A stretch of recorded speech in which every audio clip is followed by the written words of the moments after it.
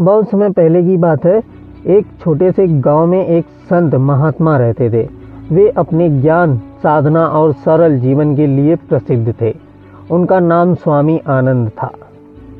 स्वामी जी के पास दूर दूर से लोग अपनी समस्याओं का समाधान और आध्यात्मिक मार्गदर्शन लेने आते थे। एक दिन एक धनी व्यापारी राजकुमार स्वामी जी के पास आया। वह बेहद चिंतित और व्याकुल था। उसने कहा, स्वामी जी, मैंने अपने जीवन में बहुत धन संपत्ति कमाई है। मेरे पास हर प्रकार का ऐश्वर्य है, लेकिन फिर भी मेरा मन अशांत रहता है।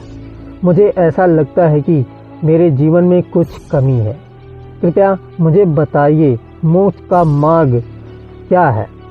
स्वामी आनंद ने मुस्कुराते हुए उत्तर दिया, पुत्र, मोक्ष पाने के लिए सबसे पहले यह जानना जरूरी है कि मोक्ष का अर्थ क्या है।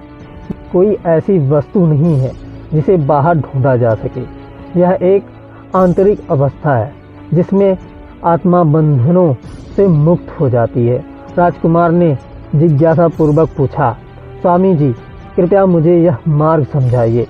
मैं अपने सभी ऐश्वर्य त्यागने के लिए तैयार हूँ, यदि इससे मुझे शांति और मोक्ष मिल सके। स्वामी आनंद ने उसे ध्यान से देखा और बोले, पुत्र, धन और ऐश्वर्य त्यागना ही मोक्ष का मार्ग नहीं है। यह तुम्हारी आंतरिक समझ, कर्म और भक्ति पर निर्भर करता है। लेकिन यदि तुम सच में इसे समझना चाहते हो तो एक काम करो, कल सुबह पहाड़ी के पीछे स्थित जंगल में मुझसे मिलो। वहाँ मैं तुम्हें सच्चा मार्ग दिखाऊंगा। राजकुमार सहमत हो गया। अगले दिन वह समय पर जंगल पहुंचा। स्वामी आनंद पहले से वहाँ एक छोटी सी झोपड़ी में प्रतीक्षा कर रहे थे।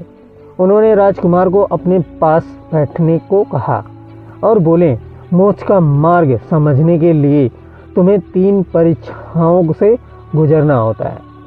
यदि तुम सफल हुए तो तुम्हें अपने प्रश्न का उत्तर मिल जाएगा।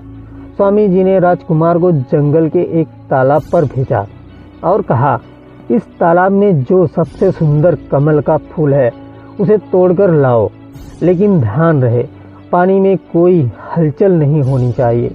राजकुमार ने कई प्रयास किए, लेकिन पानी में हलचल होती रही। आखिरकार उसने महसूस किया कि अहंकार और जल्दबाजी से वह कुछ हासिल नहीं कर सकता।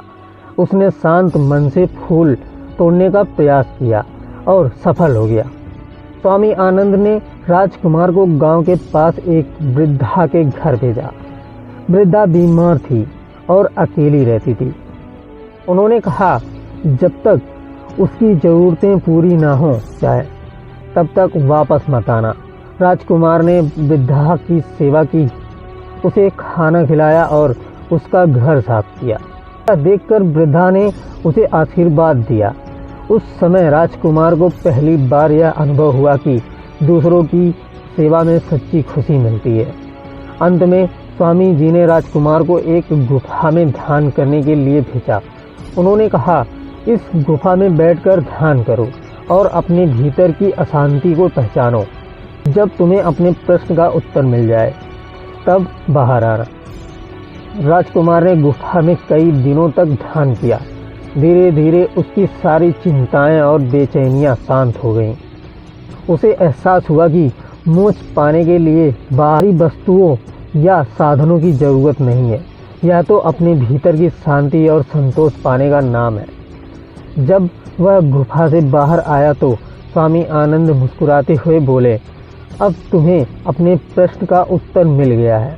मोक्ष का मार्ग किसी मंदिर, पुस्तक या संपत्ति में नहीं है, यह तुम्हारे भीतर है।